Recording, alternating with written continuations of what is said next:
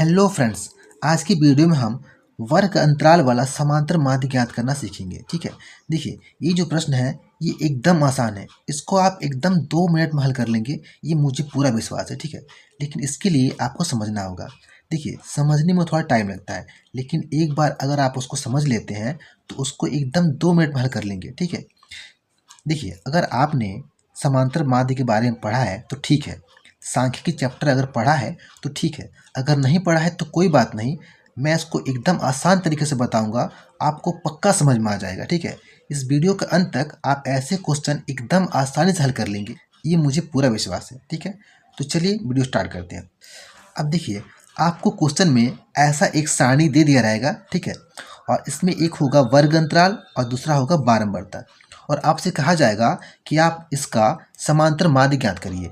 ठीक है, तो हमको क्या करना होता है कि सबसे पहले एक यहाँ पे सारणी बनाएंगे। ठीक है, ऐसा एक सारणी बनाते हैं और इसमें 4 खाने होते हैं। यहाँ पे 1 2 3 4। ठीक है, 4 खाने होते हैं। तो हम क्या करेंगे कि एक में वर्ग अंतराल नोट करेंगे। ठीक है, एक में हम वर्ग अंतराल यहाँ पे दर्शाएंगे और दूसरा में यहाँ पे बारंबारता दर्शाते हैं। ठीक है, और यहाँ पे एक खाना जो होता है इसे हम कहते हैं मध्यमान, यानी कि एक्स आई, और जो हमारा चौथा खाना होता है इसमें हम एफ आई इंटू एक्स आई को यहाँ पे दर्शाते हैं। ठीक है, तो यहाँ पे हम इस सारणी में 4 खाने बना लेंगे। ठीक है, उसके बाद से जो क्वेश्चन में रहेगा उसको ऐसे हम दर्शा लेते हैं, यानी कि वर्ग अंतराल है तो वर्ग अंतराल यहाँ पर दर्शा लेंगे।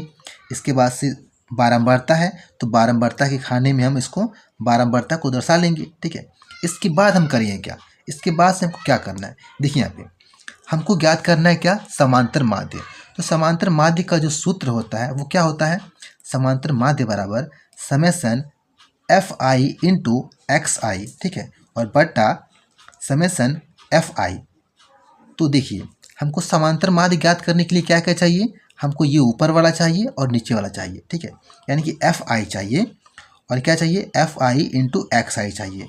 तो यहाँ पे हमको, यहाँ पे देखिए, यहाँ पे एफ आई इंटू एक्स आई ये वाला चाहिए। ठीक है, अब यहाँ पे एफ आई इंटू एक्स आई, इसका मतलब क्या है, इसका मतलब ये है कि जो यहाँ पे खाना है एफ आई और यहाँ पे जो खाना है एक्स आई, इन दोनों का गुना, इन दोनों का जो गुना होगा वो मान यहाँ पे हम रखेंगे। ठीक है, और वही मान हमको यहाँ पे चाहिए, इस सूत्र में यहाँ पे चाहिए। ठीक है, तो इसके लिए हम क्या करेंगे, देखिए यहाँ पे एफ आई तो पहले से है, लेकिन एक्स आई जो है यहाँ पे, ये एक्स आई यहाँ पे इसका मान नहीं है, तो पहले हम एक्स आई का मान निकालेंगे। ठीक है, सबसे पहले एक्स आई का मान निकालेंगे, फिर एक्स आई और एफ आई दोनों का गुणा करेंगे और यहाँ पे रखेंगे, और वही मान यहाँ पे हमको सूत्र में चाहिए। ठीक है, तो सबसे पहले हम क्या करेंगे, यहाँ पे एक्स आई का मान निकालते हैं।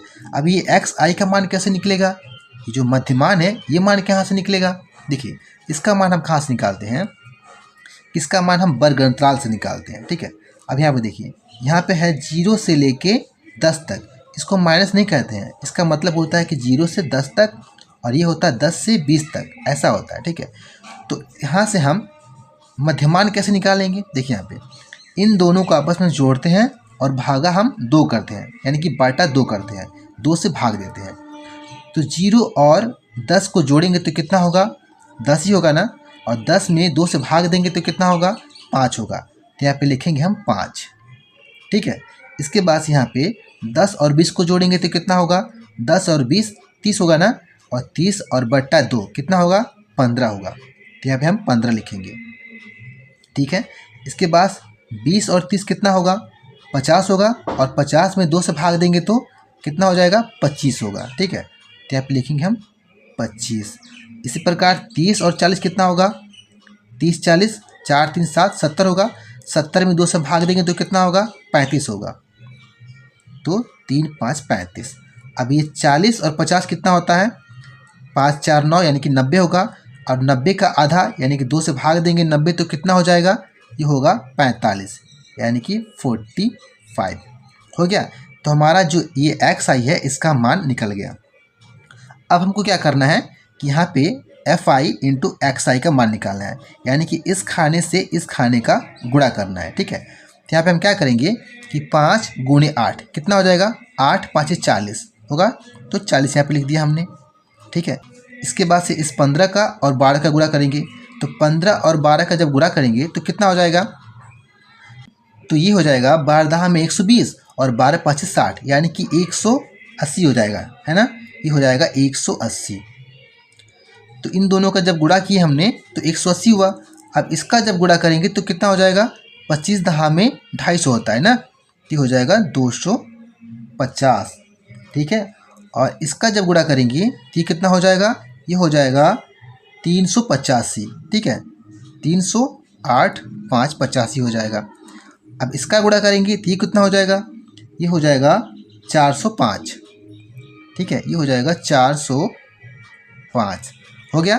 देखिए इसका भी हमने मान निकाल लिया, इतना हो गया। अब देखिए सूत्र में क्या कहता है, सूत्र में हमको क्या चाहिए, समेसन। समेसन का मतलब क्या होता है, समेसन का मतलब होता है जोड़। किसका जोड़ चाहिए, किसका वैल्यू चाहिए, FI इंटू XI का, यानी कि इन दोनों का जो वैल्यू है इस सब का जोड़ चाहिए, सबका योग चाहिए। तो यहाँ पे हम लिखेंगे, यहाँ पे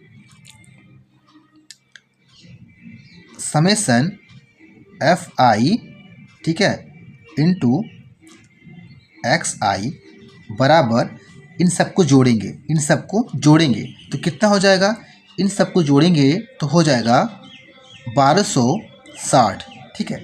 इन सबका जो योग होगा कितना हो जाएगा, 1260 होगा, ठीक है।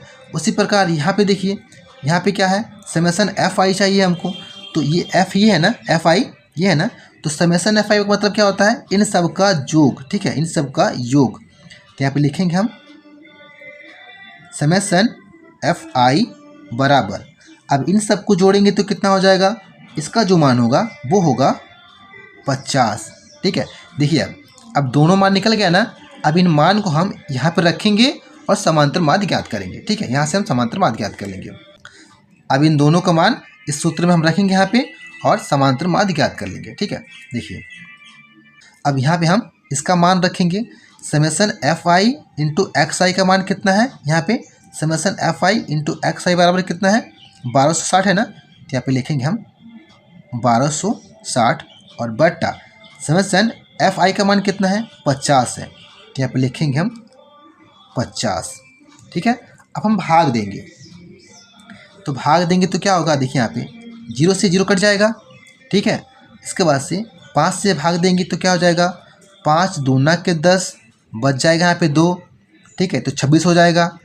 तो 5 5 25 होगा, 5 5 25, ठीक है। तो 26 है ना, तो एक बच जाएगा, तो हम क्या करेंगे, दशमलव बढ़ा के फिर 0 बढ़ाएंगे, तो 5 दूना के 10, यानी कितना हो जाएगा, 25.2 हो जाएगा, ठीक है। 5 दूना 10 होगा ना, तो क्या हो जाएगा, 25.2, यानी कि जो हमारा आंसर हो जाएगा वो हो जाएगा 25.2। ये हमारा समांतर माध्य हो जाएगी, ठीक है। देखिए इसको हल करना एकदम आसान है, कोई दिक्कत नहीं है। सबसे पहले हम क्या करते हैं, सबसे पहले हम देखेंगे सूत्र में कि हमको क्या क्या चाहिए, ठीक है। तो हमको FI चाहिए और XI चाहिए, तो हमको FI तो पहले यहाँ से है, ठीक है। तो क्या करेंगे, हम मध्यमान यानी कि XI निकालेंगे, और XI कहाँ से निकालते हैं हम, यहाँ से वर्ग अंतराल से।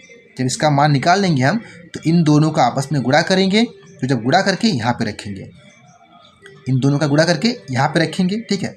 अब इसके बाद क्या करेंगे, हम इन सबको हम जोड़ेंगे, समेसन FI इंटू XI करेंगे, यानी कि सबको जोड़ के यहाँ पे रखेंगे, ठीक है। इसके बाद से इस सब को यानी कि इस बारंबारता को जोड़ेंगे और यहाँ पे रखेंगे। अब इन दोनों का मान इस सूत्र में रखेंगे और हल करेंगे तो इसका आंसर आ जाएगा, यानी कि समांतर माध्य ज्ञात हो जाएगा, ठीक है। तो इस वीडियो में इतना ही फ्रेंड्स। अगर वीडियो पसंद आई हो तो वीडियो को लाइक करें, चैनल को सब्सक्राइब करें। Thank you friends.